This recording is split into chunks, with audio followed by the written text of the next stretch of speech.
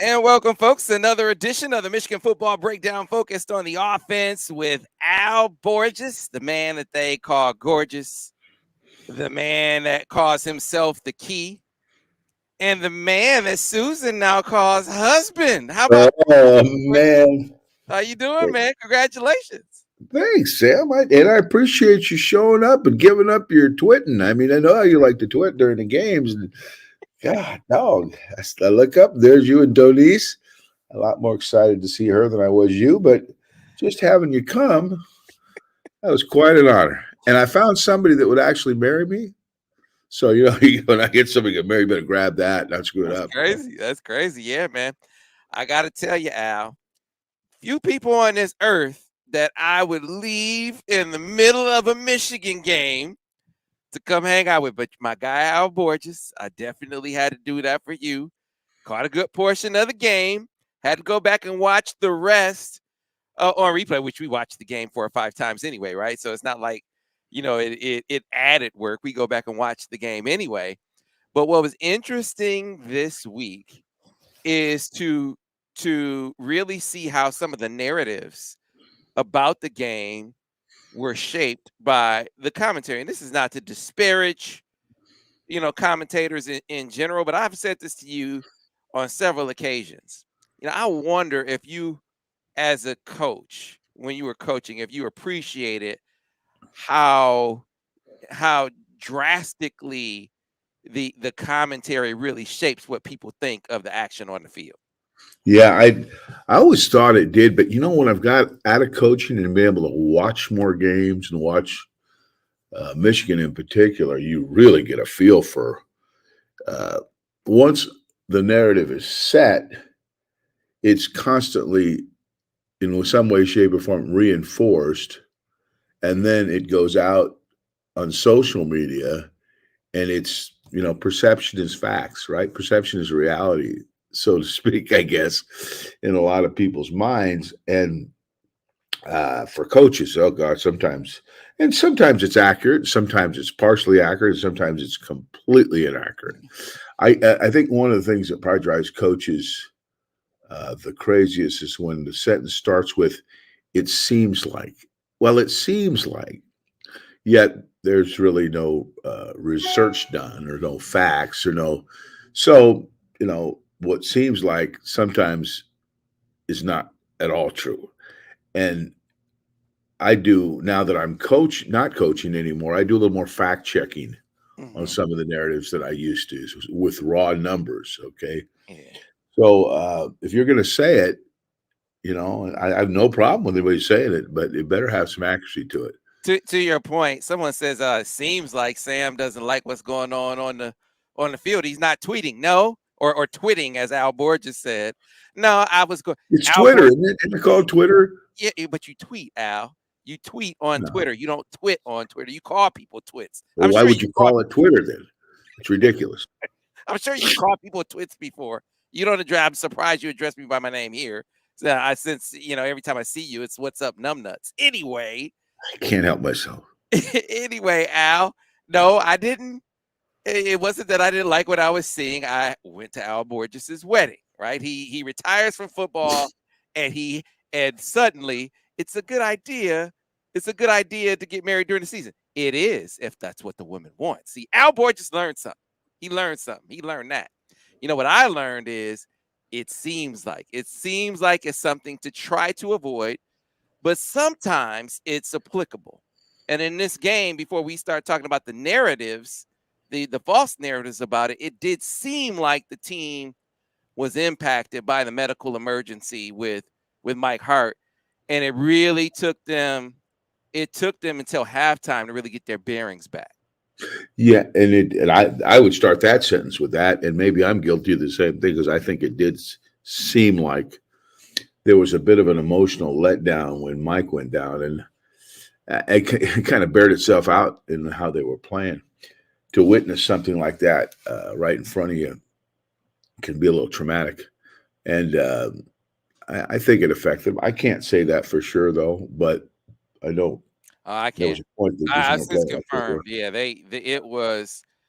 They said it was for a lot of guys, it was the scariest thing they ever saw. To Yeah. see that Oh, happen in front of them, yeah. it was disturbing. It was Yeah. disturbing to players and coaches. So, Certainly yeah, understandable. yeah, Yeah. you can imagine if the coaches are having a tough time gathering themselves. You can only imagine what it must have been like for the players. Yeah. Yeah. Certainly understandable. I mean, if anybody's witnessed a seizure, they know exactly what you're talking about. So I think there was that. I think that was definitely painful. But as much as anything, I thought Indiana schematically did the best job in 5 games of defending Michigan. And they're like they stopped them. I mean, they had 469 total yards and 31 points, but I thought, just from a schematic perspective, and we'll point some of it out when we do the telestrations, but I just thought they put their players in probably the best situation to defend a team that really had them outgunned. So that too, you want to give them credit for what they did too. Yeah, no Uh, doubt, no doubt. yeah, Well, before we get to the bitter and the sweet, whereas you're talking about individual performances and themes from the game, let's start with the big ones. I've already here in the chat, we've gotten several questions. I might as well just start out with this to sort of shape the show. Uh, Makaha Fitz says, would love to know Al's thoughts on Joe Clack calling out U of M's motion going to run and no motion going to pass play calling. Is this on purpose to set up PSU, or is U of M just predictable? And Al, I can see you rubbing on that dome, man. It's not, you aren't rubbing talcum powder on it. You aren't trying to cut the shine. You aren't trying to cut down the buff. This is no, sounds like it's bothering you a little bit. yeah, I like Joe Clyde. I think Joe does as good a job as anybody at basic overall analysis, but that was completely unfounded. That was not researched. There were 28 motion plays in the game, and 14 of them were run and 14 of them were pass. Now, I guess if you wanted to individualize the style of motion, whether it was tight end motion or wide receiver motion, there may be a more applicable part of that may be true. But overall perspective, the statement was when they motion, they run, and they don't motion, they pass. There's no fact to prove that's true. And those are some of the things that as coaches you get bothered by, because it paints the coaches as doing a poor job of showing their formations and disguising their looks. The biggest mistake, or the thing that you have to, as a coach and a play caller, and when you're designing game plans, is you don't want the defense to see the look and then say, here it comes, right? You don't want them that way. And I got a good story that you'll enjoy, Sam, because coaches, and I still see this. I read a lot of the Auburn stuff because of my background there, and they're really on them hard about, well, they can predict every single play.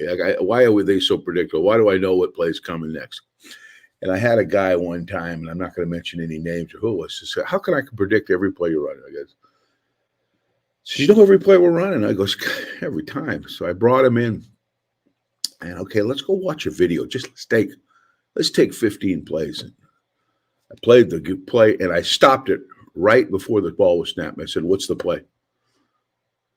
And the guy looked at me, and I went through 14 or 15 plays doing the same thing, running it to the beginning of the play with the motion or with the formation or where the ball was. Tell me the play.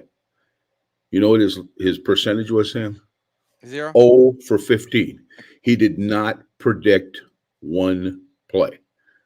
Okay. Now, somebody else might be better at it. They might get 2. They may even do a little better. The bottom line is sometimes that's, again, a nebulous generalization. Sometimes when the play calling isn't as flamboyant as the fan base would like, or construed as conservative or whatever, everyone wants to believe that they know what play's coming, and more often than not, they don't. Other than the fact that maybe they can say it's a run or a pass, but you got a 50-50 shot in that, right? Yeah. So that's my point. Is there's a lot of nebulous generalization sometimes that I don't think, and sometimes dictated by narratives that aren't founded or researched. So a couple of things to me in this game to address Al, to kind of get at that particular narrative. one thing that you said is important to note. Look, Indiana's front, for as challenges they are as a team, they were disruptive against the Joe Moore award-winning line last year. So if you sort of are disruptive a couple of years in a row, I says you do a little something that maybe bothers Michigan a little bit, not to the an epidemic level, but some to the point where we need to give that credit. The other thing is, all right, so Michigan was moving the ball fairly well, and you saw Blake Corum run through like 11 guys for his first touchdown, right?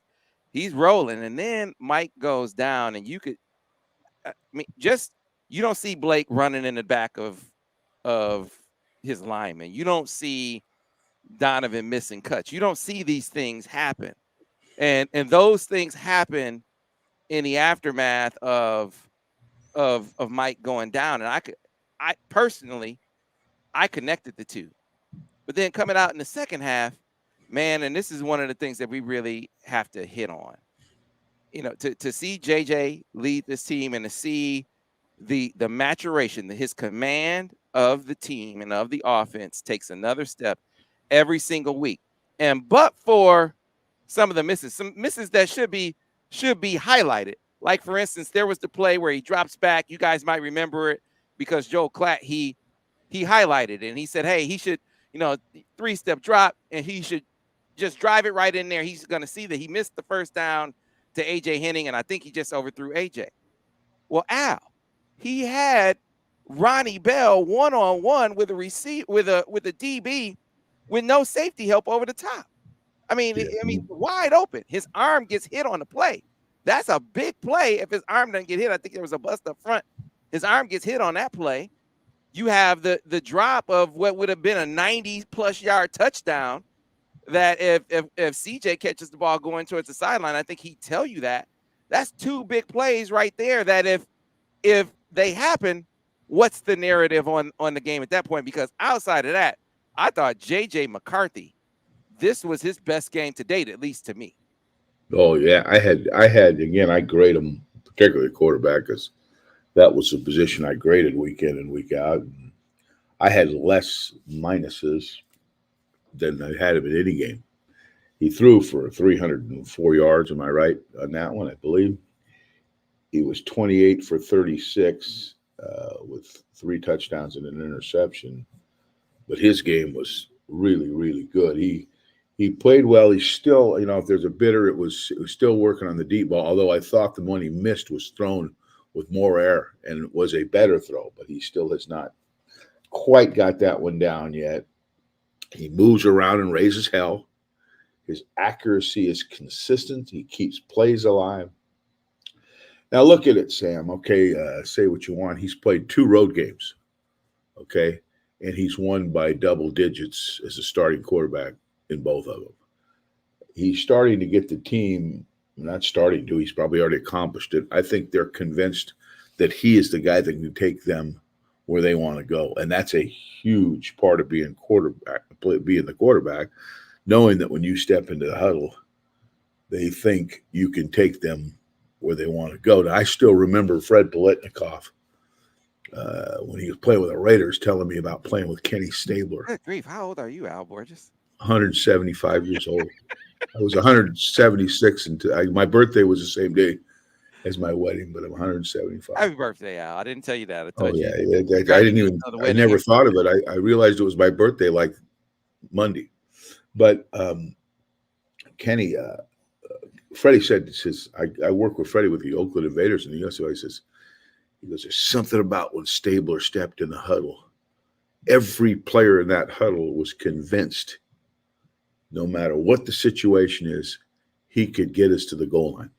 And I think it's if it's not there, it's getting there with J.J. McCarthy. I think all the players are convinced that even if things don't work exactly the way the coach draws them, that he can turn a play into a positive. And he's been proving that every week. Yeah, man. Look, when it came to the sideline, and obviously distraught sideline, I know he was no doubt affected by it, but he's the guy going guy by guy, and especially over to the running backs, picking them up when Mike went down on the field. the touchdown that he threw to CJ on the same drive, by the way, the CJ had dropped the touchdown pass earlier in the game or earlier in that drive that would have been a 90+ yard touchdown. CJ, his splits, and this is something that you expect to be called out in the broadcast, right? CJ's splits are too tight. They're too tight. He can't motion his defender into the wash. He waves him out. He waves him out, Al, then brings him in motion so he can run this guy through the wash and be open for the touchdown. Oh, by the way, he shakes free a free defender, a guy who comes through on the rush to buy time to make the throw to CJ. You remember on the they had the duo call. I think it was on the 4th down. Had a duo call. He's waving Ronnie Bell in. He said he's telling Ronnie to come in on the play. Now, still some confusion, I think, for Ronnie on that play. And that's not calling Ronnie out, best receiver on the team leader and whatnot. I'm highlighting this to highlight JJ, knowing that I need you tight to this formation. It's not coming his way anyway before you start questioning the design. Why are you having a receiver, block a box guy? Because what do you say, Al, when you ask a receiver to make a block like that on the backside? What do you say it to him? I said, get your ass kicked with dignity. In other words, don't get knocked into the backfield so that the play can't even get started. So, because sometimes the matchup won't be good. So, step up there and if you get your ass kicked with dignity. Yeah, you just want him to get in the way because the ball's going the other way anyway. Yeah, hassle that guy and don't let him get into the backfield as best you possibly can. But on that play, that was interesting because JJ kind of looked like an orchestra director. He said, Ronnie, it's come on in tight. I need that gap covered, right. But I don't know if Ronnie got the call or what, but he looked hesitant when he did it. And after the play, his body language was that I don't think he got the call in some way, shape, or form. But JJ knew what the call was because he was telling him what to do. Right. So that's what I'm saying. All he can do is all he can do, right? Yeah. Yeah, he's on it, man, and he's on it. And of course, he had his first interception in this game, which we're going to detail and tell us straight. And this is a play that you and your quarterback, Devin Gardner, sort of disagree on whether he should have. Look, I'm not trying to get in the middle of another argument, all right? But you guys disagree on whether he should have thrown it, but you don't disagree on his thought process. No. When we go to the illustrations, you could see what his thinking was, and the thinking was accurate. The read was bad, but the thinking was accurate, and then we'll detail that more when we get to illustrations. He was on the right page. He just has to use his touchdown or check down mentality. Yeah, he's making more offensive. So when people talk about JJ, I think this is important, at least to me, for the purposes of our conversation. When you're talking about how he's performing, what's your gauge? Like, what are you measuring him against? Are you measuring him against what you think he's gonna be? Like, are you measuring him against like national championship Trevor Lawrence caliber quarterback, or are you just measuring him against against Michigan at quarterback last year? And that's the combination of Cade and JJ last year. So I'll call that the quarterback dynamic. Michigan's quarterback dynamic now versus Michigan's quarterback dynamic then. And my contention is, without disparaging or denigrating what they had last year, was Big Ten championship caliber sort of formula. But Al, everything they had the quarterback position last year is available. He's giving you the efficiency. He's giving you the quarterback. He's taking care of the football. He's not really putting it in harm's way, right? He's leading the nation in completion percentage. And then on top of that, he's making more available to you. And not just with his legs. I mean, we can see from week to week the grow within particular concepts, from the Z-sit lookie, where you and Devin were arguing the first week about whether he should have thrown the lookie. He has not messed that play up since. Not messed that play up since. To the bingo cross. Remember, we detailed last year the propensity to hit the shallow cross on that play. Rarely on that play was the dig hit against zone. We detailed. You go back and watch the film. We detailed how time and time again the dig is being ignored on this play. JJ just hit that twice in that game. He's hit every route on that particular route combination this year through in just 5 starts. So look, man, is he perfect? No, he's not perfect. Does he have room to grow? Absolutely. But is this dude quarterbacking at a level that he isn't getting enough credit for at this point? I think so, Al. Yeah, I think what JJ is doing a good job at a very young age is he is running the offense for the most part the way the offense was designed. And by that, I mean, outside of the improv plays, okay? And even then, even with those, they have been less willy-nilly plays. They have been, even the structure within the improv has been more uh, spot on. But what he's doing is he's hitting receivers as he progresses the reads, and no receivers are eliminated within the progression based on his thinking. You know what I'm saying? So if it is a bingo cross, and a bingo cross, in essence, it's a guy crossing shallow at about 6 yards and another guy coming in behind him with some kind of individual break outside, depending on what they decide they want to do, right? And then a check down to a back outside that box, okay? Well, with JJ, and I'm just using this as an example, but this is coming up on a lot of plays, is that shallow may get it one time, that dig may get it another time, that check down to the back may get it another time, and then the outside cut that happened in this game, It did. a little outside break, he threw under incredible pressure because there was a breakdown up front. We run a bingo cross, and out of the 5 receivers in just this game, 3 different players caught the ball. That tells you that he's progressing the reads. He's not locked into one guy, and this is a common mistake for young quarterbacks as they fall in love with, I'm going to throw it to Jones because Jones is my man. Well, coach, if Jones is the best player, then Jones is going to probably get the ball because the coaches are going to design it that way. But he ain't going to be open every time. So you're going to have to know. Or Al, or I'm gonna throw it shallow. I'm gonna throw it to the shallow against zone. But if it's man, then I'll go down the field. Well, that's my point. Is as the scenario changes, the receiver can change. Right. Okay, if it's zone one time, man to man another time, and maybe it's zone, but they're taking away the dig, and you got the shallower. You got to check that. As I said before, every pass play is a different adventure for the quarterback. He has some preconceived ideas based on the clue and coverage that he has to confirm once the ball snapped and everything moves. So if you can not lock in yet use that clue to help you, you can be a very good quarterback. And I think he has really, at a young age, done an incredible job. And that's why he's throwing such a high completion percentage. 1, is accurate. That's probably the biggest reason. But 2, is his decision-making for the most part has been very, very good and consistent. Yeah, man. All right. So let's get to the bitter and sweet because the questions continue to come through about play calling. We'll address it again.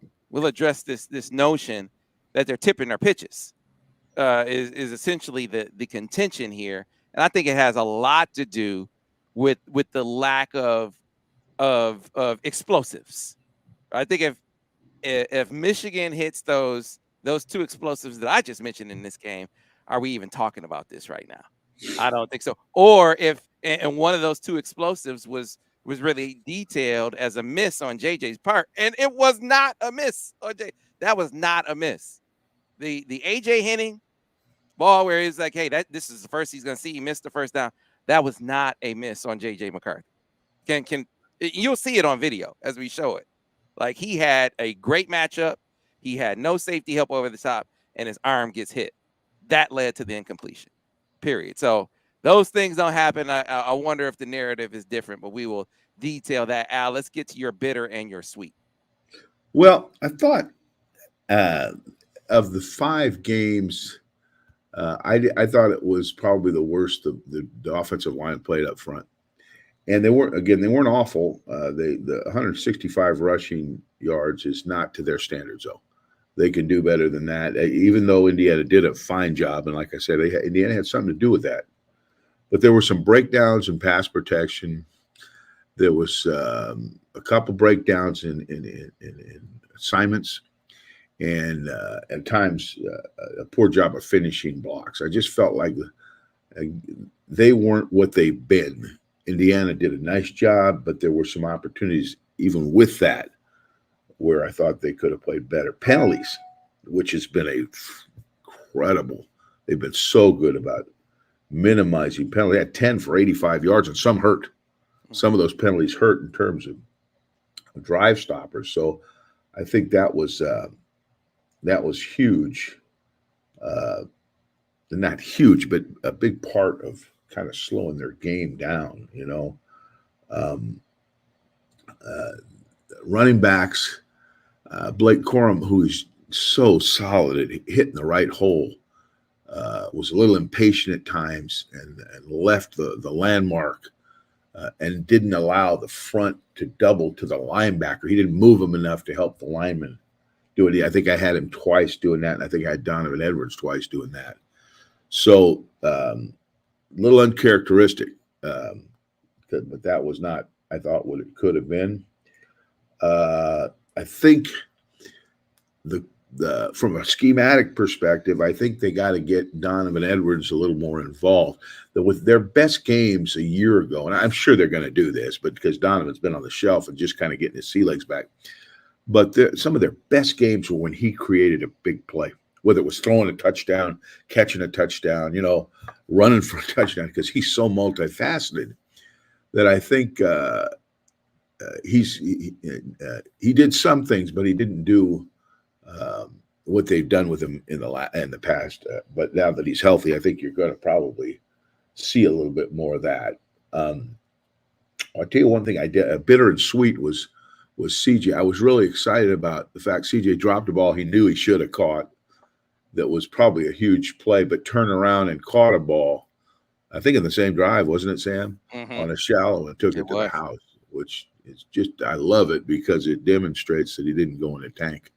He stayed with it. And so that and one, just from one player gives you some of the bitter and the sweet.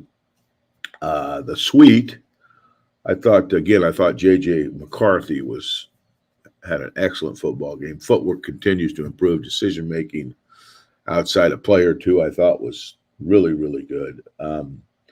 Again, two road wins by double digits with him as a starting quarterback. The fourth quarter surge. They finally wore Indiana down. Early in the game, Indiana was fresh and fired up and coming with their pressures from all different angles, a lot of add-ins in the box, and was throwing Michigan for a loop at times. But in the fourth quarter, they started leaning on them, and they took control of the game up front, which basically took control of the game.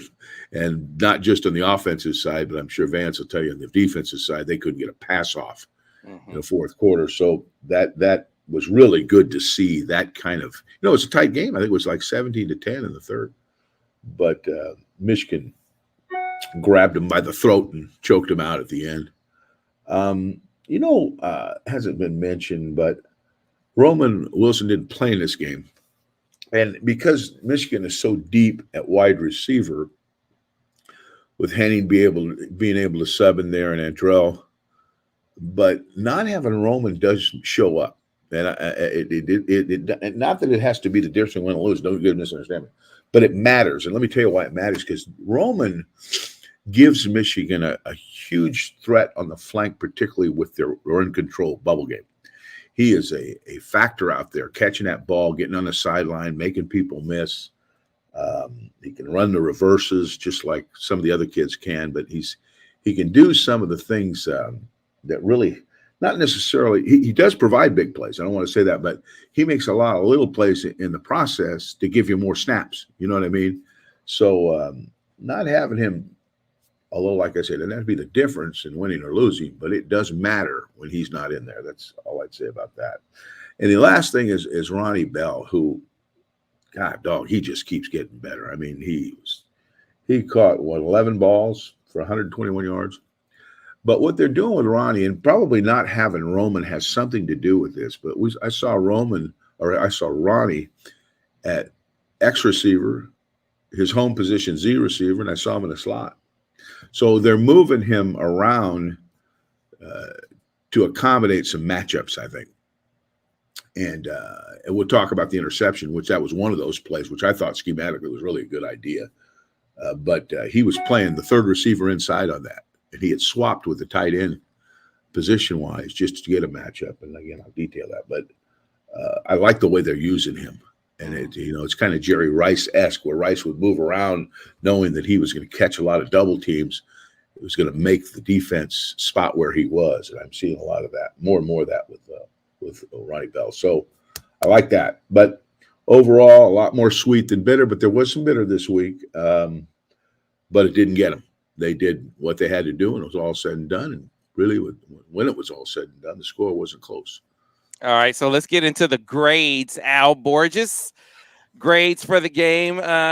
Starting with, since you finished with receivers, let's start there. How did you grade Michigan's pass catchers in this game?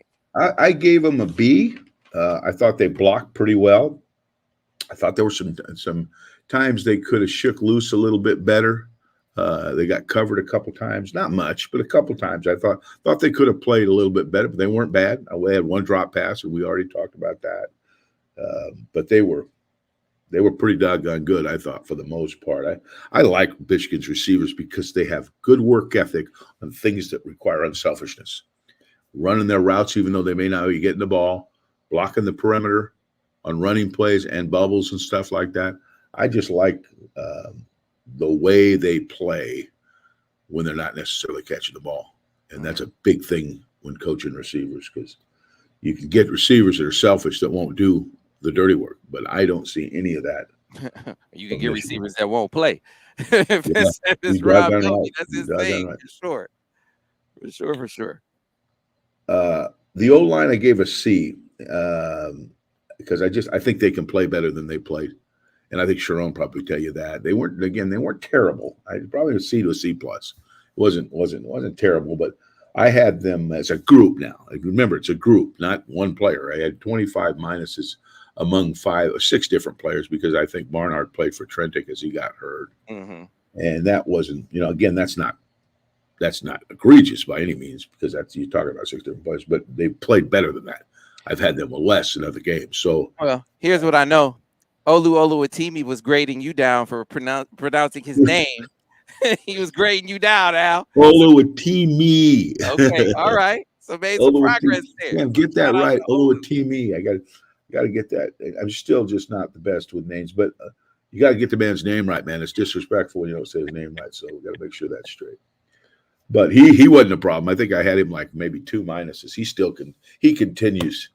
God, I like him. I mean, he still continues to play consistently week in and week out, and play smart, sometimes blocking 2 guys on one play, and solid in pass protection. Seldom gets pushed by the nose guard. Seldom gets beat by the nose guard. Once in a while, but everybody does, right? But he's been a fabulous addition in my opinion. And that position is so critical, Sam. I mean, that guy's got to know what he's doing. He got to be physically smart, physically tough, and athletic, and smart as a whip. Quarterback type intelligence with athleticism. Doesn't have to be huge, but got to be big enough and strong enough. But that's how I have the line. The tight ends I gave a B minus, but I'm gonna tell you something. I really because I thought that they could have blocked a little better. But the thing I kind of get that fires me up is Schoonmaker. Is he's being used, as I watch more and more, like an NFL move tight end, not necessarily an inline tight end, although he does that. He does play inline some, and by inline I mean with his hand on the ground in a conventional tight end position. But he's being used like a lot of the tight ends in the NFL, like Travis Kelce. Is that his name, Travis Kelce? Mm-hmm. Like those types of guys, moving him, putting him in motion, spacing him out like a wide receiver, crossing patterns, option routes, return routes, vertical routes. And JJ has absolutely no reservation about throwing him the ball. He has as much confidence as him in routes, it looks to me, and evidence would show, as he does any wide receiver. And that's what I see as kind of an NFL approach to scheming Luke Schoonmaker. So I really, really like that. the running backs for the first time. I had the running backs in the first 4 games with all A's because I could, but they were a B in this game, and really more not because they did the dirty work. They picked up the pressures. They did what they had to, but there were some miscuts. There were some opportunities, I think, and it wasn't. Again, I'll make this sound like it was a wreck because it wasn't a wreck. There was a couple plays I think that they'd like to have back, both Donovan and Blake, but for the most part, they're still pretty darn good. I think would he have 125 yards rushing? I don't know what it was. Was that it? Yeah, one where he ran right through the whole defense. Yeah. I mean, there's so many missed blocks on that play. They had the perfect defense called. There were missed blocks, and he made it right. Unbelievable now. That we're going to show that. I don't think we illustrated, but we're going to show that.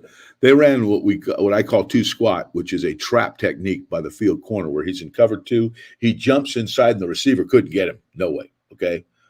They squatted the free safety down into the curl area. He was unblocked. The corner who went to 2 squats was in a trap technique. He was unblocked. Schoonmaker got beat underneath by a scraping linebacker. He was unblocked on a stretch play. Now, what does that mean? That means he was running a stretch play or an outside zone play into 3 unblocked defenders. And when we show the video, you'll see what I mean. He took the ball and beat all 3 guys, took the ball back the other direction and ran for what looked like a damn touchdown. Now, I guess it wasn't, after further review. Oh, God, I hate that. Every time I hear after further review, I don't want to hear what the official's going to say next. It takes me back to coaching. But he took it all the way down to the 1-yard line on what was nothing short of a phenomenal run. Because it certainly wasn't blocked very well, okay? But they got him started, and you get a great running back started. Amazing what he can do. Yeah, I mean, great defensive call and great defensive execution by their guys, and up until it came time to tackle Blake Corum. Well, that's it. All that went out the window. Yeah, he went into a nearby phone booth and came out Superman on that play. And then last was JJ, who I was really excited about his play. I gave him an A- because I don't know. I can't bring myself to give him an A, but I probably could have. He had a couple of errors, but doggone it. I mean, his numbers. Yeah, see, you're watching. 36. You're watching now. Yards. That should be the reaction to JJ's performance in that game. When you take it in its totality, especially not just his execution of the plays, but his command of the team. Yeah. You're just seeing him grow before. I mean, and look, the most challenging games and environments are ahead. No, make no mistake. But I don't know how you look at last week's game against Indiana, come out of it saying, "Oh man, we got to see more from Jay." Sure, we got to see more, but not as a reaction to something he didn't do against Indiana, right? Yeah. I mean, that dude is growing. Well, he has grown, and you can tell when you see repeat plays that maybe he didn't do as well on when he ran them before. You watch 5 games and you see bingo cross, you see wheel post X shallow run 4 or 5 times, right? You see 4 verticals run 4 or 5 times. You see Hank routes run 4 or 5 times. All the concepts that they implement in pretty much every game, so you can kind of shop and compare where the progress has been made or the progress hasn't been made. And in his case, there's almost nowhere where the progress hasn't been made. They added a new dimension to the Z-sit looky play. They ran Z-sit lion. I'll explain that later. I don't want to go into all those details now, but he grew in that play. He has now run that play 4 times, and he didn't run it right the first time, learned, and the next 3, he's been pretty much perfect. So I think his play has been all they could ask for. Okay, now it's not, it can always improve. And I watch a quarterback, and I'm hard on a quarterback. And some guys think I'm too hard on a quarterback, but if he takes 1 step wrong, I grade him wrong. I mean, he's got to do it right, or I scrutinize the position pretty hard. But he is passing with flying colors, if you forgive the pun. Yeah. All right. So let's start getting into some of the questions. You'll notice a consistent theme to these questions. You have questions for Al. Put them in the comments. I'll get to as many as possible in the time we have left. But here's one, Al. This is very much in line with the other questions that we heard. Al and Sam, do you think Michigan is calling great games on offense or just have a lot of talent on the field? Really ask yourself. Oh, I think they've done an outstanding job. This is what you got to do because I study play calling. Okay, uh, you call a play, and then you weigh how you think that play is, whether or not that play is potentially successful against the defensive scenario. Okay, if I call a hank route, which is 3 curls and 2 flats, into a cover 3, that's a pretty good call. That's design of the play, right? If I call a shallow cross versus man-to-man, that's a pretty good call, but it's not even a bad call in zone because we have other alternatives. It's just so odd hearing you and Devin agree on something. Like you agree on this. It's crazy. We, believe it or not, Devin and I agree on about 95% of it. And I think he really agrees on 100%, but he likes to stir it up sometimes. But anyway, and then there's the plays that may not be great calls where you don't want to make them disasters, or the quarterback's got to make it happen, captain. You know what I mean? He's got to do something to bail you out of a bad call. But for the most part, their offense has been very, very effective.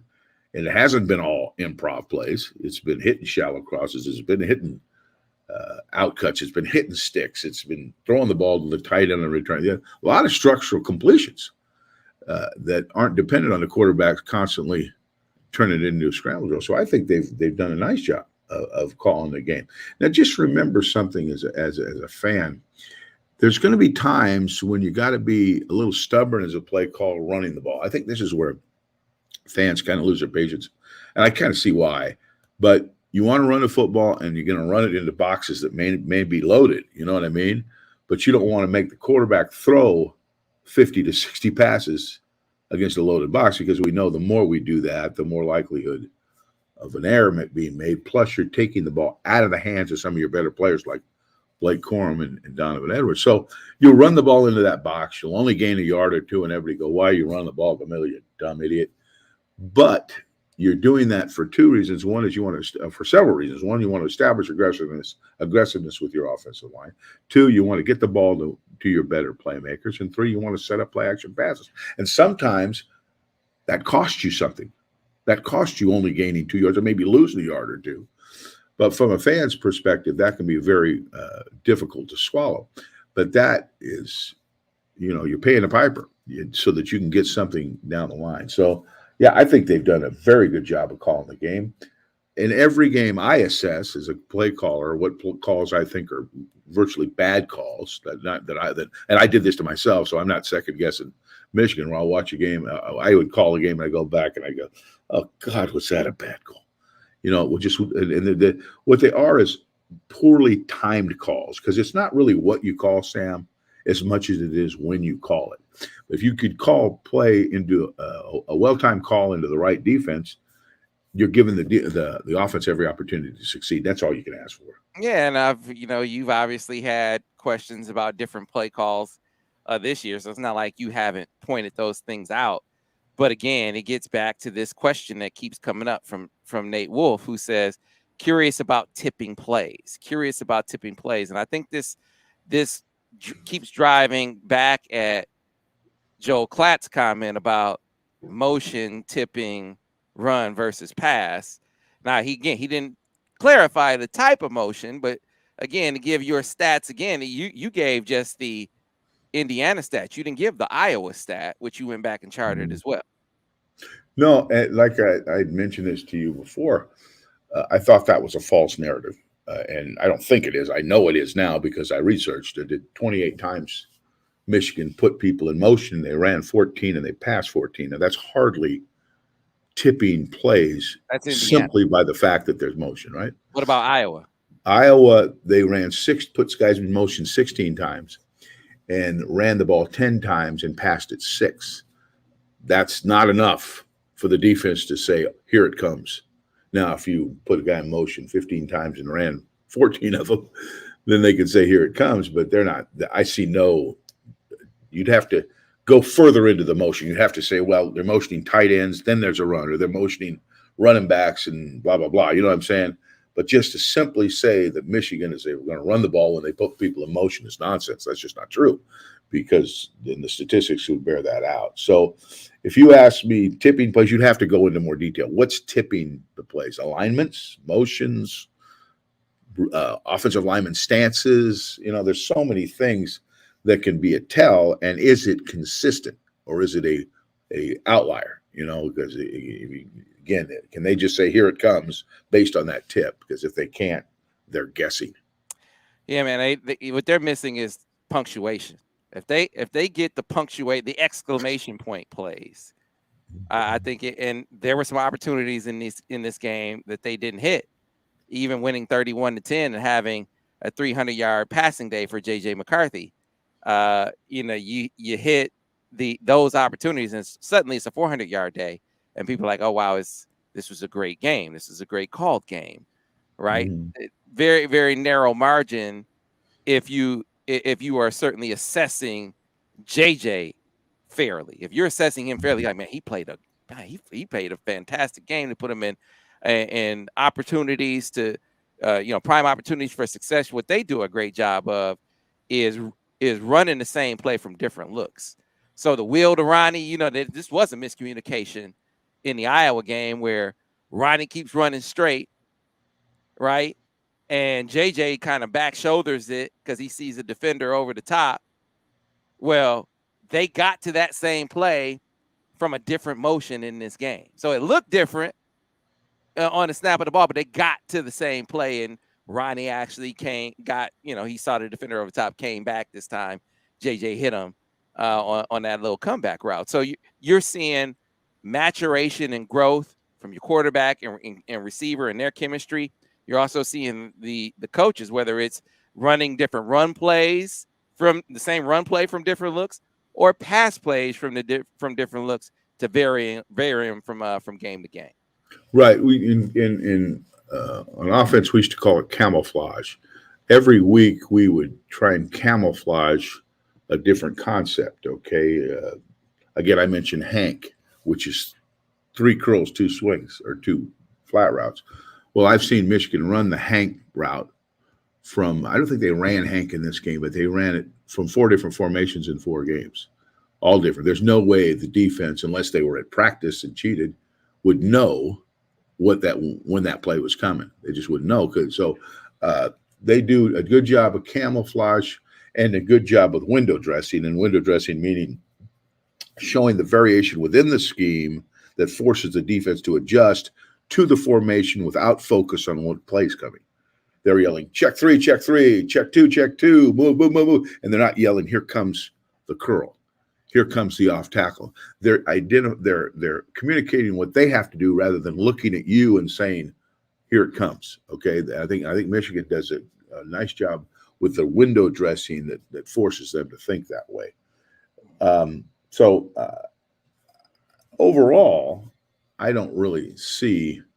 Now, one thing to understand, too, is certain defenses, and Indiana would fall into this category, are a little more reckless with how they play. They're going to pressure you, take a few chances, do some things. And in that case, there's going to be a few ugly plays during the game. That's just the way it's going to happen. I know when I used to deal with Rocky Long's defense, when I was at San Diego State, coaching with Rocky and coaching against him, they run that 3-3 stack where they're bringing guys. You have ugly plays. I mean, they're just, oh God, they're selling out. But if you play the whole game like that, you got in for a long night. But if you every so often, bam, there it goes. You know what I mean? You hit them on one where they're not in their gaps for whatever reason, and you get a big play, and it may have cost you 3 tackles for loss to hit a 60-yard touchdown.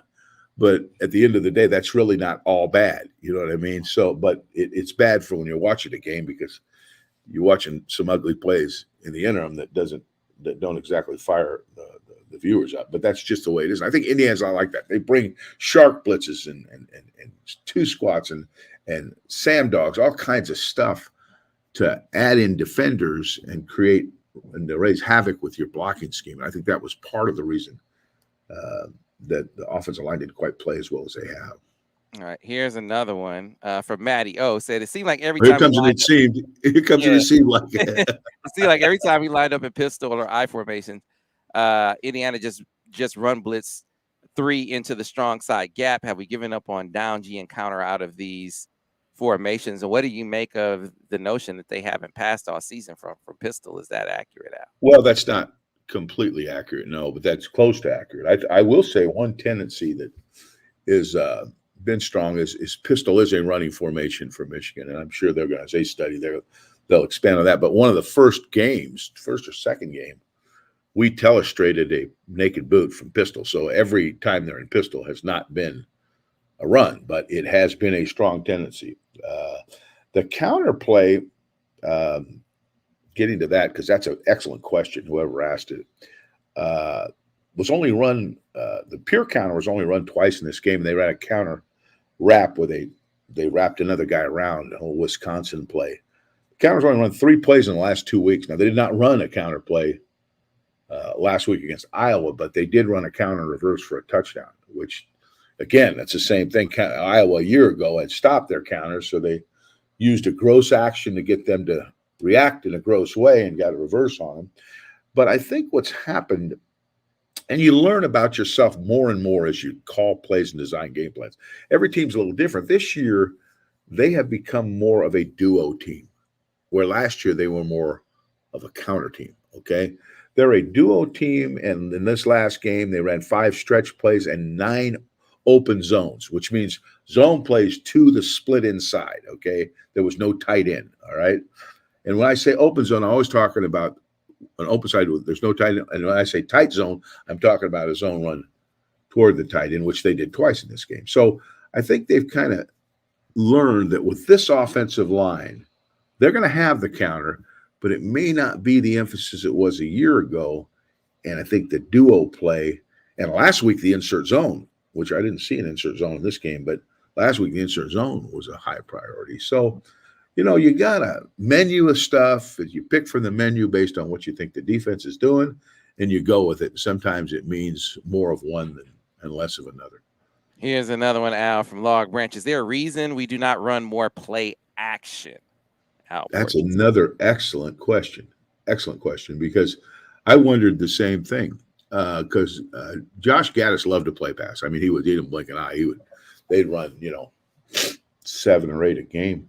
In this game, they waggled, what I call waggle, which is not what different. I know. Yeah, you're that's not a waggle around here. Yeah, Al, what you call a waggle. They ran 4 waggles. They ran 2 naked boots. They ran 1 play pass off that little block wheel you were talking about. And I think that's it. They had, let me see, total play passes, 4, 6, 7 play passes. So that's more than they've been running. Last week, they only ran 2, and one of them he tripped and fell on. So, okay, let's answer the damn question. My thinking is this, and again, this is just, projection. I don't know. But maybe J.J. McCarthy's more comfortable without play passing all the time. Maybe he's more comfortable not having to turn his back to the defense or take his eyes off the defense temporarily, which you have to do on a play action pass. And Cade McNamara was more comfortable doing that. I don't know. I love play action passes, and I probably I overkilled it a little bit. But their passing percentage has been so good. He's hit such a high percentage of his throws. I don't know if I change much. And they're doing enough play passing to still make the defense respect that phase. Like I said, there were 7 of them in this game, and so they are doing it. But the question is fair, because it has not been as prominent as it has been in years past. Let's talk approach, Al. Here's one from Don Shepard. He said, do you think they'll come out throwing to set up the run game instead of running first versus Penn State? And I guess I didn't ask you to chart first down play calling, which this is closely tied to. But what do you think about approach heading into the Penn State game? I think that there'll be some of that. You're going to get some first down passing. Now, they don't want to leave what they do best, but because Penn State is likely to be stout up front, the matchup is much more even than maybe anybody they played this year. This game, in my opinion, and I could be wrong, is going to be more quarterback dependent. The key to that is it can't be too quarterback dependent. If you understand what I'm saying, is because this team is likely to give them a tougher road to hoe running the football. They may have to wear them down or take a pass first approach to run the football the way they want to. Now, the good news on that is they got a kid that can do it. This kid can do it. But what you don't want to do is get into a 45 to 50 pass game and put it all on his shoulders. So run the football. If they can run the football respectively, I think J.J. McCarthy will do his deal and they'll score plenty of points. But the question is another good question because I would not be surprised if their approach is to throw more early in the game, run ball more later in the game. Mm-hmm. Andrell came up big on those two digs on the bingo cross. Again, like I said, a part in the progression, especially against zone, that you just didn't really see hit a lot. He's had a couple of big grabs in the last couple of games. I get to this question: should we give up on hoping Andrell becomes a focus on offense? And I guess my response to that would be, Al, JJ doesn't seem to go into the game focused on getting the ball to a guy. He goes where the defense dictates he go with the football, and of course, right now the guys who are primarily in a position to get those balls are Ronnie Bell, the number 1 receiver, Cornelius Johnson, the number 2 receiver, and then Roman Wilson when he's there. And of course they rotate guys in, but that's kind of how things have been established. So I mean, sure, I think he's going to get the ball more as we go further. But when you say make him a focus, do I think that they are going to go in game saying, hey, this is an Andrew Anthony game? I don't know that I see that happening, Al. I'm curious what you think about that. Well, the problem with receivers is you only play with one ball. Okay, you don't play with 5 balls, so you play with one ball. That ball's got to go to a certain dude, again based on the coverage and who's open and all that. And they have some excellent options, like Ronnie Bell, like Skonemacher, like Roman, who we think will be back. I hope will be back. They have a lot of guys there. So to say that Andrell Anthony is going to be a hard focus, I think there's going to be a game where he shows up. Well, I mean, here's the thing. I mean, yes, you want more targets for Andrell. I think he could be the most talented guy in the room, but Andrell has been targeted and he's been missed. I mean, Andrell probably has 3 big play touchdowns that, or 3, 40+ yard plays at least that, just he wasn't connected. And that's not his fault. That's not on him. That happens. But he was targeted on those plays. Yeah, that happens. I think Andrell's going to show up. There'll be a game where he has a big game and everybody say, well, they should have been throwing him all. I don't know. I mean, I like him and I think he's a good player, but they're getting great productivity out of the other guys. And the other guys are more seasoned players. But I think Andrell has to be part of it. He does. No question. To make a focus on him, to say, I've got to get the ball to him 10 times, I don't see that happening. Not at this point. I think there may be a day that happens, though. Mm-hmm. Yeah, right. Exactly. I can definitely see a day, but will it be? And I don't think that they're going to do that with, hey, well, we got to get the ball to Roman today. I mean, if the defense, if that's the part of the game, part of the passing game that they're leaving open, they'll hit it. And that's the variety can be a blessing and a curse depending on your perspective, right? Certainly, right. The quarterback loves it. It's totally a blessing to him. Get to some more of these questions here really quick before we get out of here. Oh, look at that, Al. Someone noticed you're sporting a new ring over there. Nice. How about that? Look at that, Al. Yeah. Yep. Like I said, if you can find somebody that'll marry me, you got to grab them and hold on to them and don't let him go. I monitored where she was all the way up to the time she said I do. I was afraid she might jump in the car and leave. Yeah, I hear you. I'm surprised she stayed. I'm surprised she showed up, Al. Nobody Um, really asked you, Sam. this gets this gets to a question something. So we just said, I don't know if they'll go in with a focus on getting it to a specific receiver, but do you think they'll go in with a focus on getting the ball more to Donovan? This is not the question from Antoine Johnson, who made a statement. He said because Donovan runs with the mindset of a wide receiver, he tries to bounce everything outside instead of running through the holes. He did leave his blockers a couple of times here, but I just think that was, I thought we saw Blake veer off course a couple of times too in this game, and I just think that had everything to do with the episode with Mike. That's just my opinion, but I know you were commenting on how you thought that he could be one of the keys getting him more involved moving forward. Talking about Donovan. Yeah, I think he's another guy.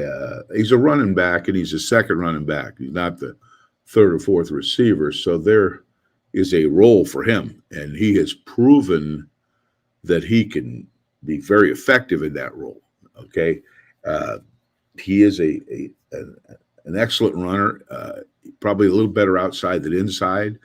He took a counter play wide this last game and shouldn't have. He should have come under. But to say that he takes everything outside, I'm not seeing that. But there are some missed runs. But with this kid, I think the more he touches it, the more possibilities you got of a big play.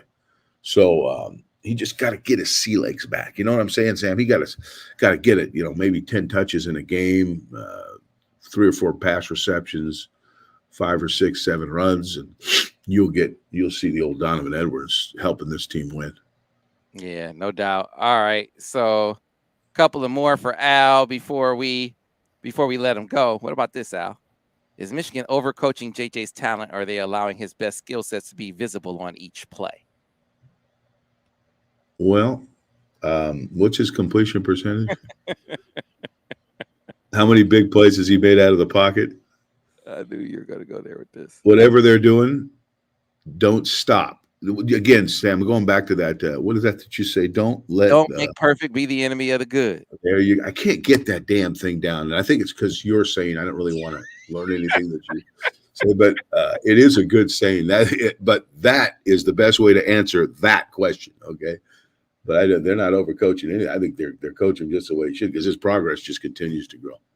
All right, so this is another one of those nebulous generalization, Al, that I think was shaped by the commentary on the game. What's your opinion of this dual coordinator? Seems to me that start out inconsistent and out of rhythm after the first series of games, except this past week because of situation with Mike Hart. So disruptive to the rhythm, having dual play callers. Have you seen evidence of that thus far this season? Not really. I mean, and I'm not a fan. I mean, I don't really like dual play callers. I would be fast to criticize if I thought it was a problem. I coordinated 30 years, and I never. I was the only guy called the plays. And anybody tried to call him, I'd tell her shut up.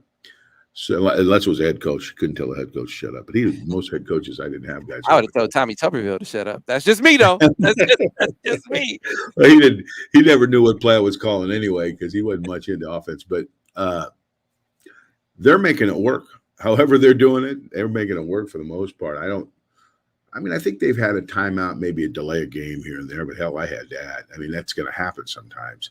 So I think if the two guys are philosophically on the same page and they practice the dynamic constantly in practice so that it doesn't just happen once the game starts, it's very doable, because I know of several situations where they did dual play calling and it worked out pretty good. But you run into problems is with one guy when there's a wrestling match on whether to run or pass, and there can be some issues there. You spend more time arguing than you are calling play. But I haven't seen any of that. So, and their balance has been pretty good. I mean, it may show up, but I don't think nothing significant to this point that would say, "Oh my God, they got to stop doing that." Yeah, and look at this. Someone's taking a page out of Al Borges' book. In the first half, it was 9-7 run versus pass on first down. So that's that baby. See, that's that guy. I like that guy. He didn't give me any. It seems like I want the facts. I don't want bullshit. Okay, because too many people give me the "it seems like" deal, and then I say, "Oh, it does." And well, okay, I'm going to find out if it really is. Is And that must be a relative of yours? That must be Shadyville. Must be a relative of Al Borges. I don't know Giving him Shady something is, right in the wheelhouse, right? but All Shady right. did. Now, if Shady's any good, he'll tell me what those passes were. Okay, were they play passes? Were they quick passes? Were they 5-step drops? What was the coverage? Right, What he's not situation looking did extra you run credit. them Al, in he's not terms looking of for extra where the credit. field was, whether the 30-yard line or the 10? Because He's all not. that's relevant. Just to say No, there's it's not. He was huh? just giving us a tendency on first down. Hey, screens. You talked about screens real quick, Al, and with the aggressive Forget run it. They're game. not going to do it. Forget it. Get it out of your brain. Stop complaining about it. They are not a slip screening team. They are working on other things rather than screens. Screens take a lot of time, effort, and emphasis to get good at, and they would rather spend that time, effort, and emphasis on other things. So stop asking about screens. Their screens are basically their bubble game. Gotcha. All right, folks. So coming up next is we are going to get into the film study. That part is not live, but you will be able to check it out a little bit later on today. Devin's film study should be going up. I have someone putting that up here shortly, so you'll be able to see that. Al's film study will be up later today. Don't forget, live with Vance Bedford at 4:30. I want to let all of you know we have a special going on over on 24/7 Sports right now. $1 gets you 2 months of access, insider access to 24/7 Sports, which gets you access across the network to all the different sites, which is valuable at a time like this when you got guys like Jaden Davis taking visits to Georgia. He's on the verge of a decision, by the way, which he told me. I'll have that story up later. Chris Peel, who's on the verge of making a decision, right? You want to know what other guy you got? Papa Conte slated to make a visit, or the 5-star, not 5-star, 4-star center. Had a lot of Memphis buzz about him. You can always check out the other sites on that. And then, of course, when you get to the becoming a full paying member, you also get access to Paramount Plus. So it's an outstanding deal, but only for the next few days. I think $1 for 2 months will get you in. Of course, you can support us in other ways. You can like this video. You can subscribe to the channel. Same thing on the podcast page, Google, Stitcher, Spotify, you name it. You can support us that way too by liking and subscribing. And Al, I'd be remiss if I didn't let you plug your book real quick. Well, first of all, what time is Devin's video up? It should be up here shortly, man. And Devin, outside of the toxicity, the toxic environment that he was trying to smoke me out of my own office. Outside of that, his analysis has been outstanding. But I gotta say, Al, I really think the impact that you are having on Devin Gardner, like his caliber of telestrations has taken a huge leap. And Almost artistic, right? I can only assume that that's because I'm not just going to let Al Borges get out into all these creative Highly telestrations. competitive. And I got a little bit of that in me too. But his videos are coming up pretty soon. And then what time is the corrections to his video? Al, yours will go up later today. It'll go up later today, man. Sam, it's out. It's out. My book is out. Deny the Tiger. Amazon or Barnes and Noble. Okay, it's selling. I've been looking at some of the results. It's selling pretty good. Again, it's got Michigan reference. It's not all about the Auburn team, although it's mostly about that Auburn team because we went 13-0 in a year that we didn't get a chance to play for the national championship, and it's really, really an interesting deal. But buy my book. You'll love it. If you're a football aficionado, you don't have to be an Auburn fan to buy the book. Listen to this. You got more relatives in here, Al. Well, I'm not a genius coach. That's why I say seems like, because I want you to learn from the key to get the facts. Now you got people calling you the key. Listen, you tell Neil he can say it seems like all he wants, as far as I'm concerned. I don't really care. I just get a kick out of any sentence that starts like that. All right. Well, folks, be able to look out for that film study. Be able to look out for the interview with Jaden Davis, who says he's on the 5-star quarterback out of North Carolina on the verge of making the decision. Sat down with Chris Peel as well. We got that coming. A slew of recruiting content coming up on the MichiganInsider.com, all in time for that great flash sale. So take advantage of it. We'll see you on the flip side here. Thanks for watching and listening to another edition of the Michigan Football Breakdown, focused on the offense with Al Borges. Go Blue.